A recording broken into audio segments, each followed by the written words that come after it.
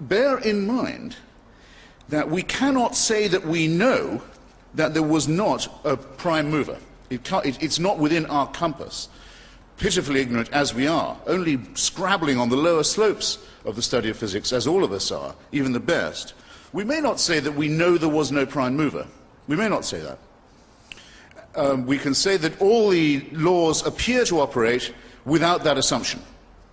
It's very, very, very rare indeed to meet a physicist of any standing, from Einstein onwards, who is not at the most a Spinozist. In other words, someone who might say there could be a pantheism somewhere, there could be a force, but there is no way you can take a step from the laws of physics, the observable creation of the cosmos, that leads you to the belief that there is an intervening personal God who does answer prayers, who does watch over you, who does notice what you're up to, who does mind what you do, who you sleep with and in what position, what you eat and on what days of the week, what propitiations and sacrifices you will make, what commandments you will observe. There is no possible way, no one's even tried it, of getting from the laws of physics or biology to any such idea. So from the person who says, I'm a deist, I don't think all of this can be an accident, there must be some cosmic force, I say, I can't disprove it, though I think the cosmos functions without it, but you have all your work, sir, or ma'am, still ahead of you before you can say that Jesus of Nazareth was a real person, let alone that he was the Son of God, let alone that his mother was a virgin, let alone that he was resurrected. None of these things, by the way, would prove he was the Son of God, if they did happen. Nor would they prove that his doctrines were not erroneous. A resurrected person who was the son of a virgin could still be talking nonsense. There's no logic that says he must be right. If I'm having an argument with you, sir, and you say, you lose, boy chick, I say, how come? Because my mother never went to bed with another man. Your logic is faulty. I think my case could remain just as strong as ever it was. In default of that, I must say, rather bizarre intervention. Now, why do we have religion in the first place? Why are we having this discussion? Why does Frank feel the need to talk in this way? Because we are pattern-seeking mammals. It's part of our evolution. We look for patterns. We're designed to look for them. And if we can't find a good explanation, we'll come up with a bad one, rather than none at all. Most people would rather have a conspiracy theory than no theory. It's very observable that. There's a lot of junk science around before good science arrives. Before we have astronomy, we have astrology. Before we have chemistry, we have alchemy. All of these things are derivatives of religion, because in a very sinister verse of the Bible that used to upset me when I was being forced to listen to it as a little boy, it says, seek and ye shall find. Yes, that's exactly right.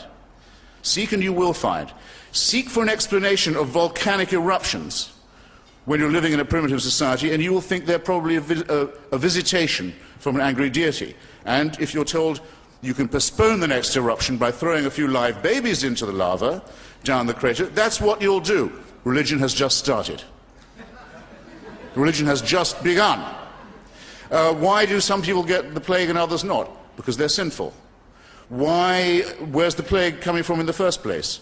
It's a punishment from God, and or, in early Christian society, the Jews have poisoned the wells. So we'll go and get them. Again. Because we already hate them because they killed our Redeemer. They committed deicide. All of them did. All of them. No one's exempt.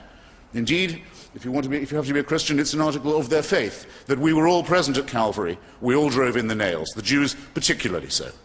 And we all have to expiate this guilt for a crime that may or may not have been committed, but if it was committed before we were born. What is this? It's not physics. Okay? It's not biology. It's not science. It's faith. Why don't you fly under your true flag, sir?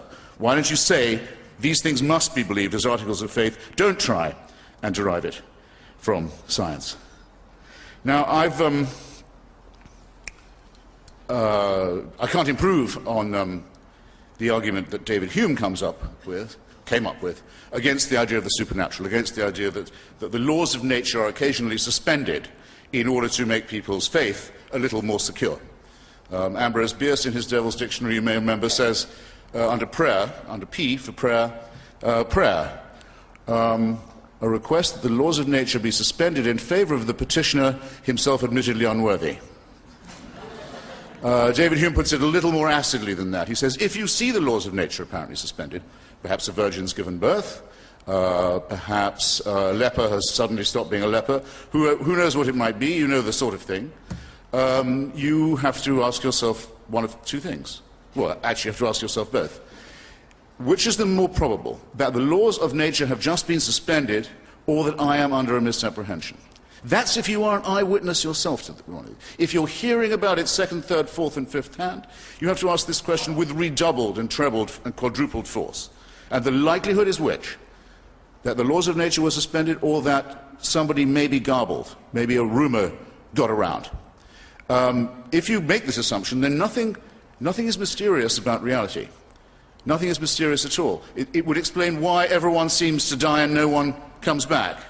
No longer a mystery about that. It would explain why some people are cured of leprosy and other even worse diseases if they go to the doctor, and if that doctor has access to certain kinds of drugs, but not if they don't. The great theologian Lancelot Andrewes, the Archbishop of Canterbury, during the Black Death, wondered. He said, it seems odd to me.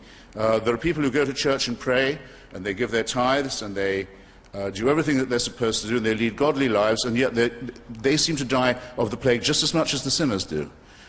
He went to his grave, the Archbishop, not realizing that he'd very nearly stumbled on a very good point.